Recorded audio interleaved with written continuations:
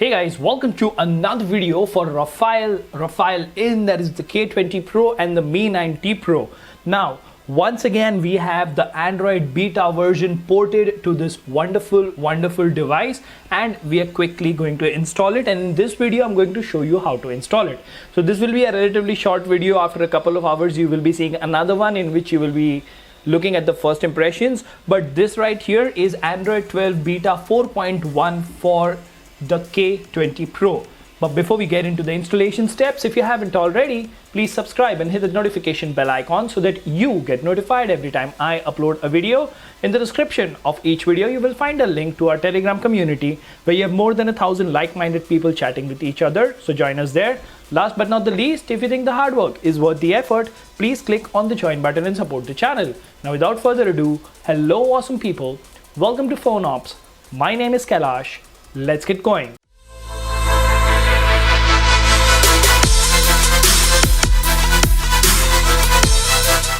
Alright, so once again the guys behind the OxygenOS port are here to the rescue. Team Evelyn Rafale only. So Android 12 beta 4.1 based on the Pixel 5 and built by Team Evelyn. Changelog, safety net passes without Magisk, amazing. Fixed native back tap gesture, so that'll be great to use. Added Pixel live walls, pop up with fall detection, go brrr, I don't know what that means.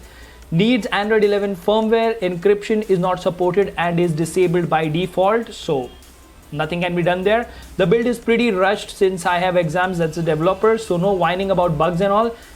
I won't work on anything until next month. No FOD because Amog not interested, no NFC because no time and no hardware. Well, let's see what works and what doesn't in the first impressions video, but in this video we're going to install it. There are two files that you will need. You need the latest Android 11 firmware for this wonderful phone, that is MIUI 12.5.1 firmware, link mentioned in the description, and you need this port ROM. You need to be on an unlocked bootloader with more than 50% battery, and you need to have the latest Orange Fox recovery installed. You also need to make sure that you have backed up all the information on your phone's internal memory, because we will be doing a format data after flashing this particular build. And the last important step here is to go to settings here, go to security, screen lock, put pattern of pin and change it to swipe.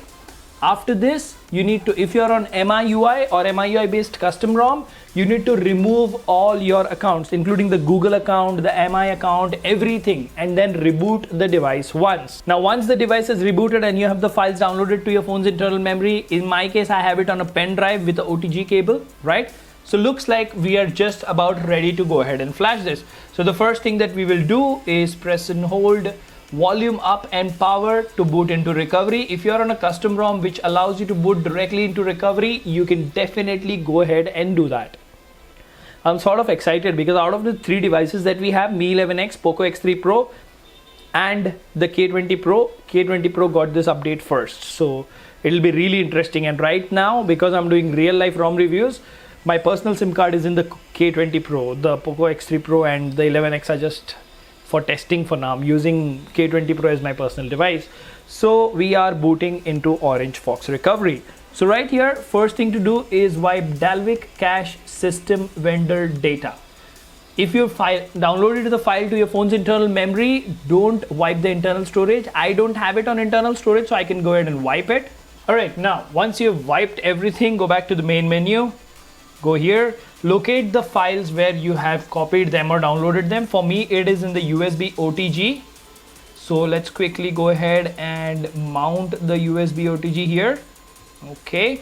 Now first we will flash the firmware. There is 12.5.1. Add to queue. Pixel 5 Rafale SPB41. That means beta 4.1. So wait for these files to be flashed. They will take around 2 to 3 minutes for it to be flashed. So please be patient while that happens. Alright, so now once everything has been wiped, you just go to wipe cache, and one thing that we will do is format data. Now remember, when we do format data, all the things on your internal storage will be wiped.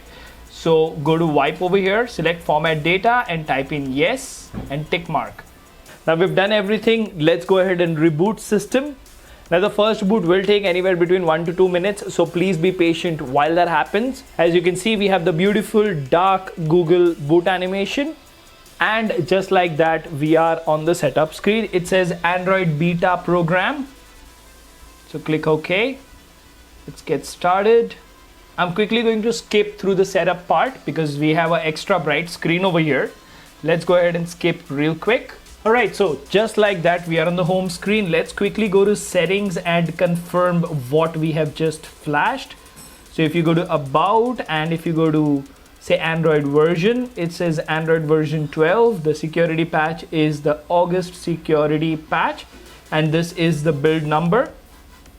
Right off the bat, this is really smooth, and I'm really excited how good the initial impressions are going to be. Now of course, finger on display or FOD is not working, okay, and the dev has clearly mentioned that this is a rushed build, so you might expect bugs and he will not fix it.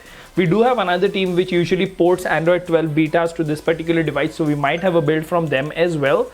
But for now, as you can see over here, we have Android 12 beta 4.1 working absolutely fine on the Redmi K20 Pro or Mi 9T Pro. Let me know in the comment section if you're excited about the initial impressions or not. Until the next one, this is Kailash signing off at PhoneOps. Keep smiling, take care, goodbye.